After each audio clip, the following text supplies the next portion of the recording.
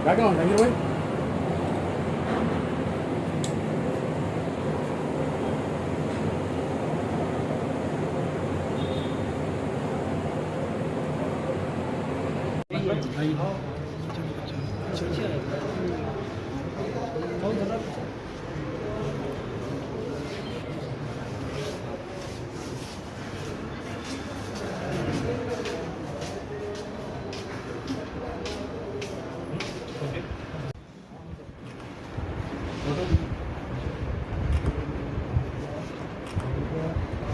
एक सेकंड।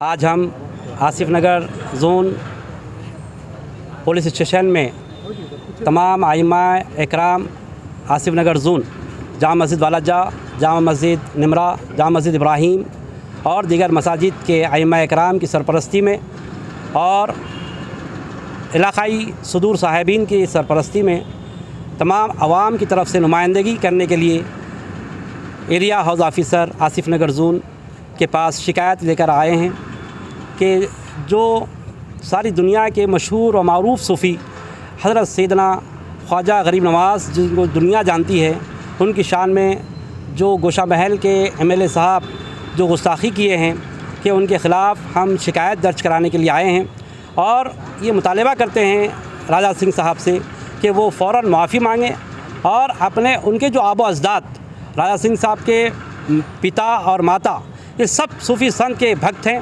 और सूफ़ी संत के मानने वाले हैं। ये मैं जानता हूँ, मैं आसिफ नगर ज़ोन का खाजी हूँ कि राजा सिंह साहब की पूरी फैमिली और पूरे ख़ानदान वाले गरीब नवाज़ के चाहने वाले हैं, यूसुफ बाबा शरीफ बाबा के चाहने वाले हैं, क्योंकि जो औलिया अल्लाह होते हैं वो सारे इंसानियत के लिए काम करने वाले होते हैं, सारी इंसानियत की भलाई के लिए काम करने वाले होते हैं। तो हमको चाहिए कि हम हिंदुस्तान को आगे ले जाने की बात करें, रोज़गार की बात करें, इसके बजाय फितना फसाद फैलाने की बात ना करें।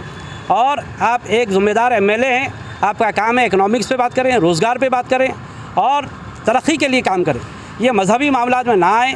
अगर आपको वाक़िफ़ियत नहीं है, मालूमात नहीं है, तो सूफिया इकराम से, उलमा इकराम से रुजू हों, आप मालूमात फ़राहम करें। हम तमाम मुसलमानों की तरफ से, तमाम हिंदुस्तानियों की तरफ से और दीगर मज़ाहिब के, हिंदुस्तान ही नहीं बल्कि गरीब नवाज़ के चाहने वाले तो हर मज़हब का आदमी है, जिसके दिल में इंसानियत है वो गरीब नवाज़ का चाहने वाला है, और जिसके अंदर दिल में इंसानियत नहीं है, शैतानियत है, वो गरीब नवाज़ का मुखालिफत करने वाला है। तो अब जो शैतानियत जिसके पास भरी हुई है वही मुखालिफत पर उतरेगा, और जिसके अंदर इंसानियत है वो तो चाहने वाला रहेगा। तो हम आसिफ नगर पीएस के सर्कल साहब से गुजारिश करते हैं कि वो शिकायत को हमारे कबूल करते हुए फ़ौरन उस पर एक्शन लें और दीगर बातें जो है हमारे इमाम साहब से गुजारिश है कि वो भी आपके सामने अपने ख़यालात का इज़हार फरमाएँ। बहुत ही मुख्तसरन 3 बातें अर्ज़ करना चाहूँगा।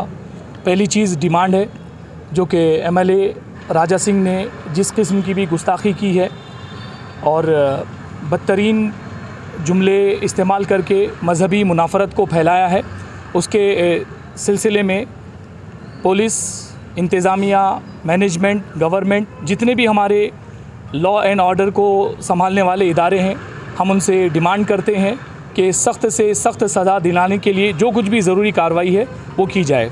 और दूसरी बात, एक एडवाइस है।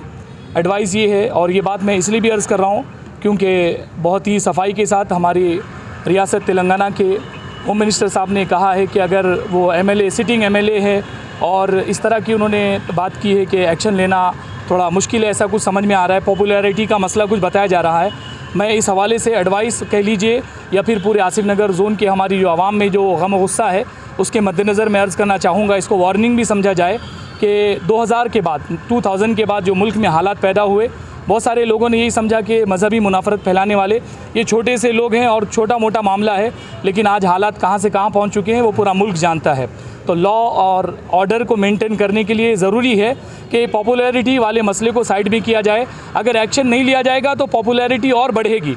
तो हम भी गवर्नमेंट के साथ हैं, हम भी यही चाहते हैं कि गलत किस्म की बयानबाजी करने वालों की पॉपुलैरिटी ना बढ़े, लेकिन पॉपुलैरिटी को रोकने का तरीका ये नहीं कि उन्हें आज़ाद छोड़ा जाए।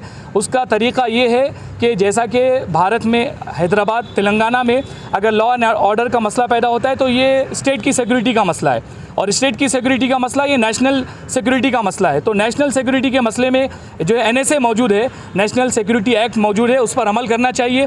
और इसी तरह UAPA मौजूद है, अनलॉफुल एक्टिविटी प्रिवेंशन एक्ट मौजूद है। इस पर अमल करते हुए इनकी पॉपुलैरिटी, जो भी पॉपुलैरिटी और शोहरत का जो भी मसला है वो चुटकी में ख़त्म हो सकता है। इनको ले जाकर जो है UAPA और जो NSA के तहत इनके ऊपर कार्रवाई की जाए। 6-8 महीने तो बल्कि ये तो कोई कानूनी कार्रवाई भी नहीं कर सकेंगे। उसके बाद अगला इलेक्शन आ रहा है, इलेक्शन कमीशन पर जोर दिया जाए कि इनको डिस्क्वालीफाई किया जाए। ऐसे लोग MLA बनने के बिल्कुल लायक नहीं है, ये लोग क्रिमिनल हैं, क्रिमिनल के ख़िलाफ़ केस होता है, क्रिमिनल लोग जेल में होते हैं, ये MLA की सीट पर नहीं होते हैं। तो ये हमारी जो है एडवाइस भी है, वार्निंग भी है, डिमांड भी है, रिक्वेस्ट भी है कि ये जो हम एक डेमोक्रेटिक कंट्री में हैं, हैदराबाद अल्हम्दुलिल्लाह एक डेवलपिंग जो है सिटी है, तेलंगाना अल्हम्दुलिल्लाह NDTV पे भी पिछले 1-1.5 हफ्ते से जो तेलंगाना की तरक्की और डेवलपमेंट की बात हो रही है। और KTR साहब जो है दूसरी रियासतों में, अपने दूसरे कंट्रीज़ में जाकर तेलंगाना के लिए जो है बाहर का पैसा लाने की कोशिश कर रहे हैं। अगर ये ऐसे लोगों को लॉ एंड ऑर्डर अगर इनके हवाले कर दिया गया तो फिर तेलंगाना की तरक्की नहीं हो सकेगी। इसलिए हमारा यही एडवाइस है कि ऐसे लोगों को जेल में डाला जाए और इनके खिलाफ सख्त से सख्त कानूनी कार्रवाई की जाए।